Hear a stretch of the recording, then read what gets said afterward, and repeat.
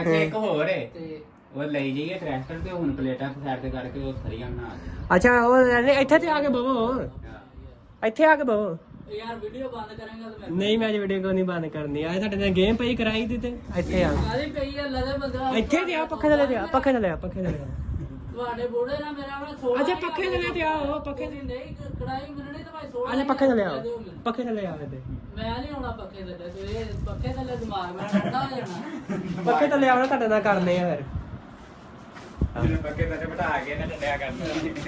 ਉਹ ਭਾਈ ਜੀ ਅਗਰ ਮੈਂ ਇਹ ਸੁਬਾਹ ਗੱਲ ਆ ਨਾ ਵੀਡੀਓ ਕੋਈ ਨਹੀਂ ਬਣਾਈ ਤੇ ਆ ਮੈਂ ਕਿ ਹੁਣ ਤੇ ਬਣਾ ਲਈ।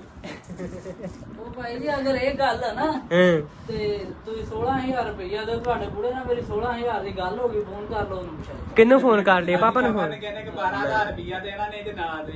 ਉਹਦੇ ਨਾਲ ਭਾਈ 16000 ਦੀ ਗੱਲ ਹੋ ਗਈ। ਇਹ ਨਹੀਂ ਹੋ ਸਕਦਾ। ਜੇ ਪਾਪਾ ਨੇ ਕਿਹਾ 12000 ਰੁਪਇਆ